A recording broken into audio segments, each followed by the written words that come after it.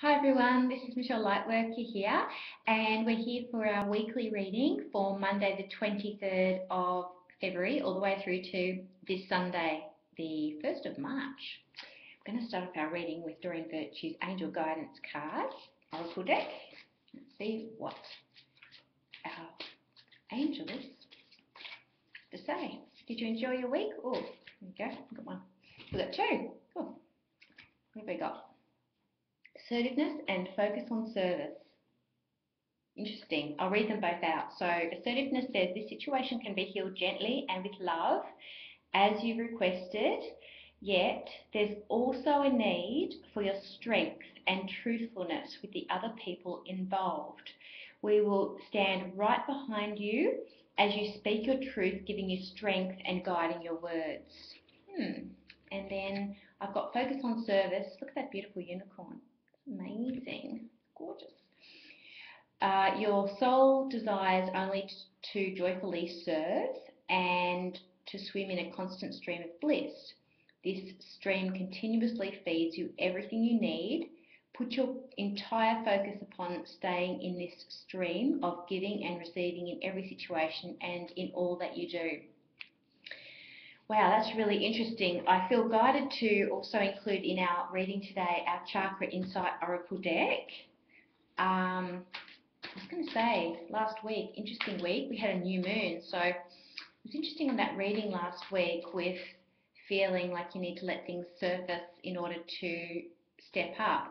Often on the new moon, we find that we are stretched to the limit, like we feel really empty. So I just had a bit of a feeling to tell you that if you were struggling last week. We'll see how that flows into this week. And also the meditation baby steps that I recorded late last week on Friday would really help with that feeling of being stretched to the limit. So I just wanted to mention that as well. Oh, crown chakra. Wow. Okay, that's staying open. The crown chakra is about being open to divine guidance. So last but not least, I was also guided today to pull a Crystal Ally card from the Crystal Ally cards deck. And so let's do that. And then we'll put them together, see what story this weaves of guidance for us today. It's like that one, doesn't it? Oh, looks pretty. Okay. Personal truth. Emma's Night. How gorgeous is that colour? Oh my God. I've been so drawn to that colour. I've been painting on the weekend. We had a cyclone and it was really raining and everything, but I was just having the best time painting on Saturday. It was amazing. I loved it. Okay, so what I'm getting from this is really about being very focused on your personal truth in situations rather than who is right and who is wrong. Rather than being in that space of blame, you're stepping out of blame and into empowerment.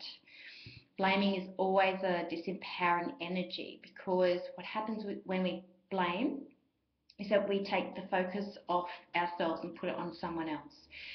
In that energy of taking focus off self and then putting it onto someone else, we're actually handing our power over to that person.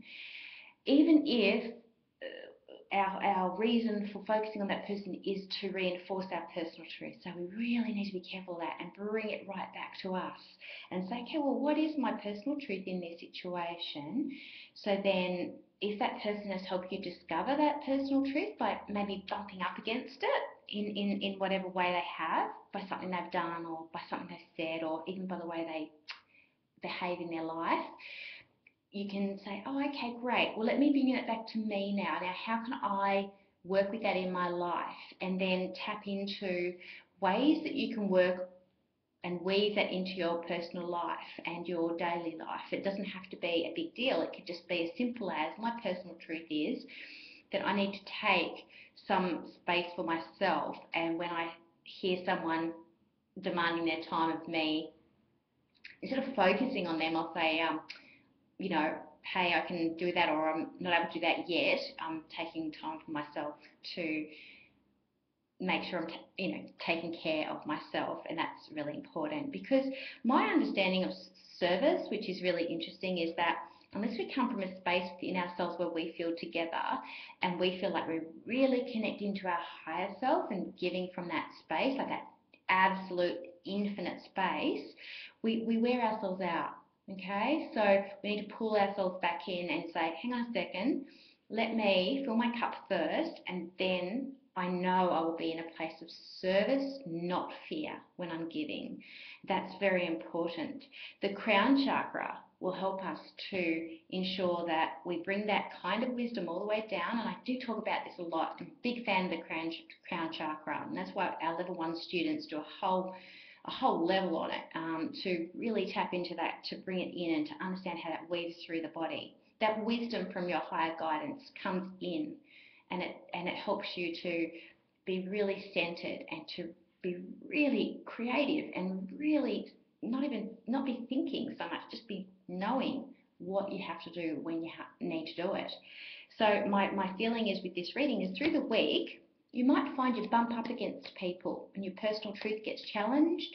And I believe your challenge will be taking the focus off that person and bringing it back to yourself and saying, okay, let me tap into what I need to do now for me so that I am of service, the best service that I can be for others, because that's where true service lies, in making sure that you're connected to your higher self.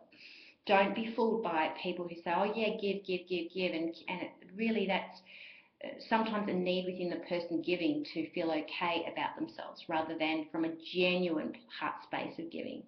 So I hope you understand what I'm talking about. If you've got any questions, please contact me at lightworkerreflections.com.